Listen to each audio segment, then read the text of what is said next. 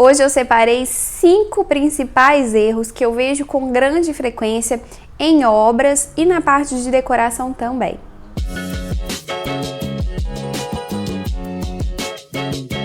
Na verdade, eu fiz uma lista gigantesca de vários erros, né, que com a experiência, essa vivência diária de obra, eu vejo acontecer com muita frequência.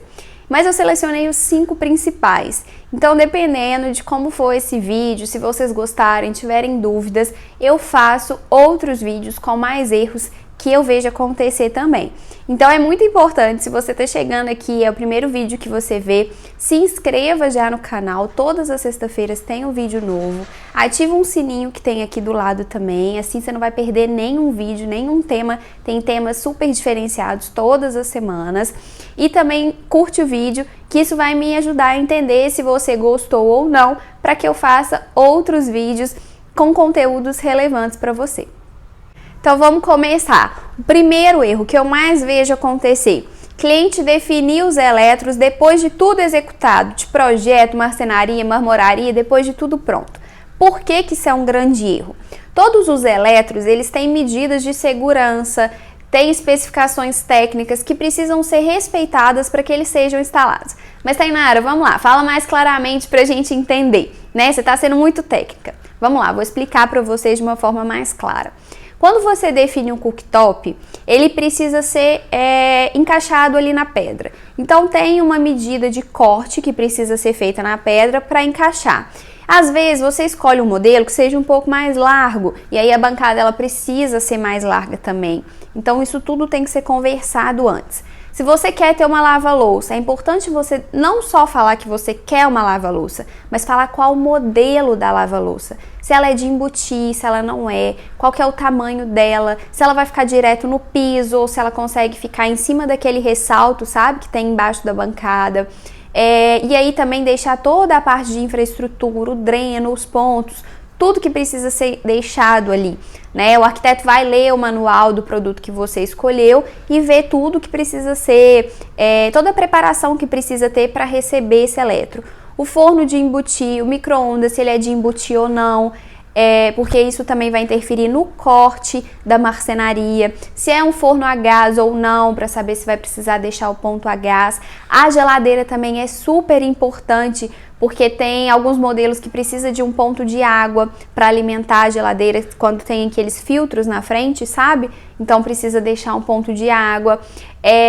Se é uma geladeira daquelas de 2 portas, às vezes eu tenho uma parede do lado e eu não deixei a largura suficiente para colocar essa geladeira. Então, quando abrir a porta vai bater na parede ou não vai abrir. Então, no manual do produto também tem todas essas dimensões, né?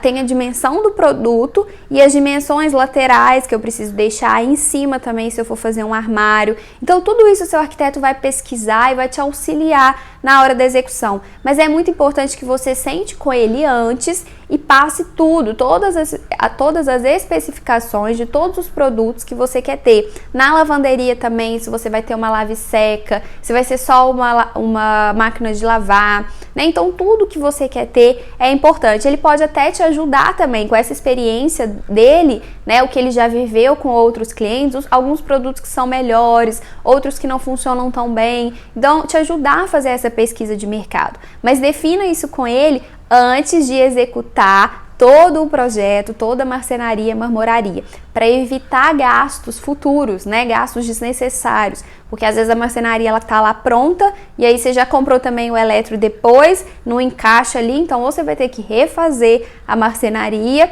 ou você vai ter que trocar o seu eletro e aí às vezes você vai ter muito mais dor de cabeça. Então já senta com o seu arquiteto, com o profissional que está executando a sua obra e já conversa com ele, já passa todas essas especificações para não ter problemas futuros. Agora, o segundo erro que eu vejo acontecer também com grande frequência é comprar móveis, aqueles móveis soltos, antes de definir o projeto.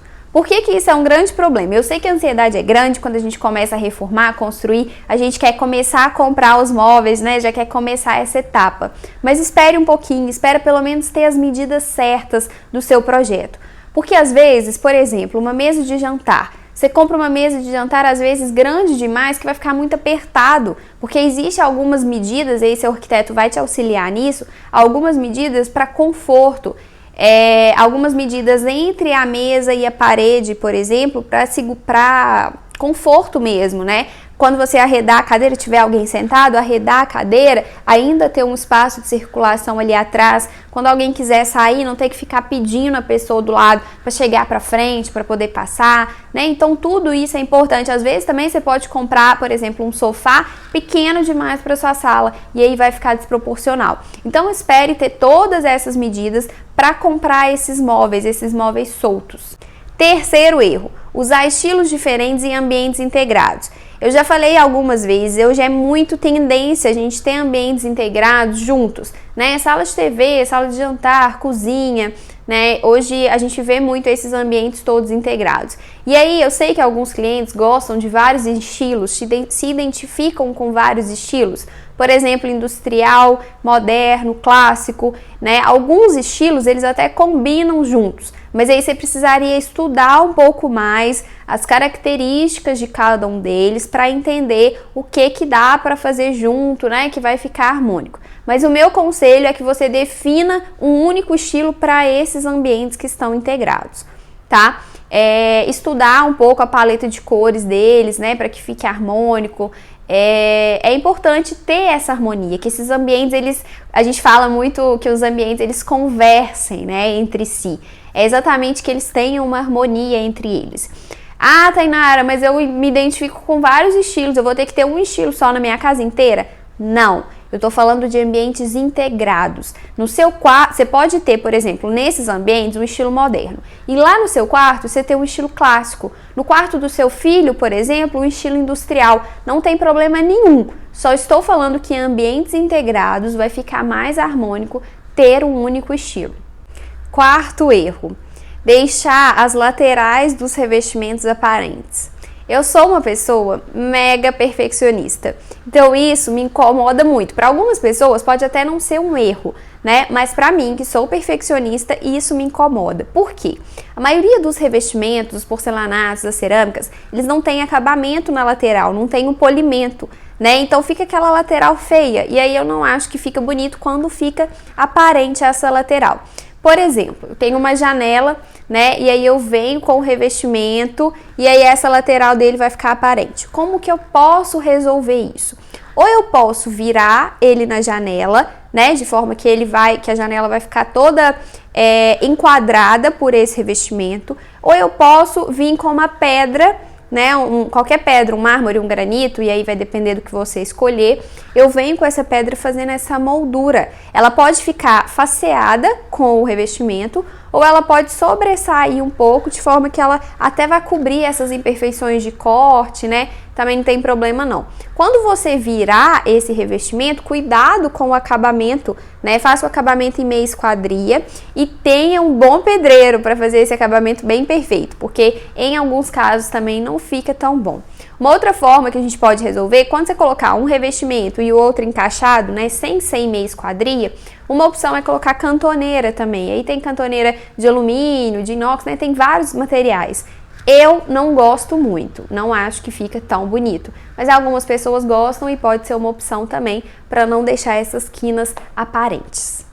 Quinto e último erro é instalar a bancada ou definir a altura já da bancada antes de definir o modelo da cuba, principalmente em banheiros e lavabos. Por que que isso é um erro? Se você escolher, por exemplo, uma cuba esculpida na pedra ou uma cuba de embutir, não tem problema, pode colocar a bancada em altura padrão, que é 90 centímetros, sem problema nenhum, você não vai acontecer esse erro na sua obra. Mas se você escolher uma cuba de sobrepor, por exemplo, uma cuba de apoio, que ela vai sair, né, por cima da bancada, aí você vai ter problema, porque ela vai ficar alta demais e vai ficar super desconfortável, né? Por isso a gente fala tanto das normas, das medidas, de ergonomia. Então, se você vai colocar uma cuba de apoio, que é aquela cuba que ela apoia realmente na bancada, você vai precisar colocar a bancada um pouco mais alto. E aí, esses 90 centímetros padrão, ele vai contar no final da sua cuba. Então, vamos supor, sua cuba tem